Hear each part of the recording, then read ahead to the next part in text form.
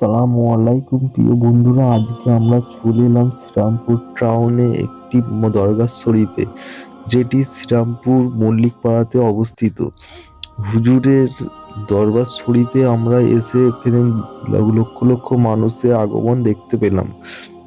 প্রতি বছরই লাইলাতুল বারাতে রাত্রিরে এই মাজারটি আলো সজ্জায় সেজে ওঠে।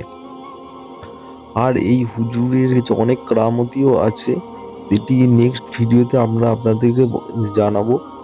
লাখ লাখ মানুষ এসে আজকের দিনে হুজুরকে রওজা শরীফে জিয়ারত করার উদ্দেশ্যে আসে। প্রতি বছরের মতো এবছরও উপচে পড়া ভিড় দেখা যাচ্ছে। হুজুরের দরবার শরীফে আপনারা যদি জিয়ারতের উদ্দেশ্যে আসতে চান, তাহলে আমাদের ভিডিও ডেসক্রিপশনে গিয়ে লোকেশন পেয়ে যাবেন।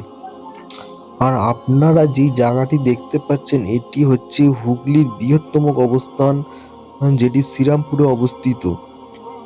এই হুগলির শ্রীরামপুর মাটিকে ধন্য করে শুয়ে আছেন এক মস্ত বড় আল্লাহর ওলি, যিনি হচ্ছে হযরত খাজা খোদাদ্দিন শাহ চিশতি রহমতুল্লাহ আলাইহি।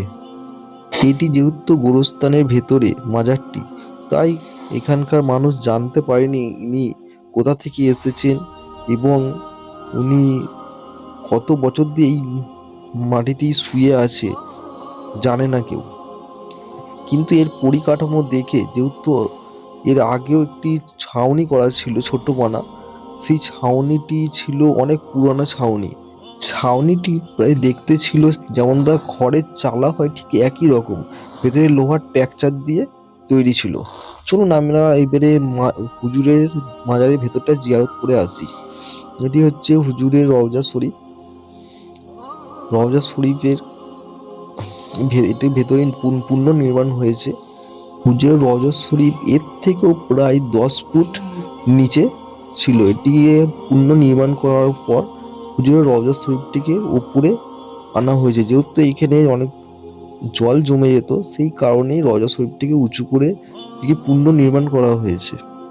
ভিডিওটি বেশি করে শেয়ার করুন, যাতে আরো মানুষ এই হুজুরের রওজা শরীফে জিয়ারত করতে আসতে পারে।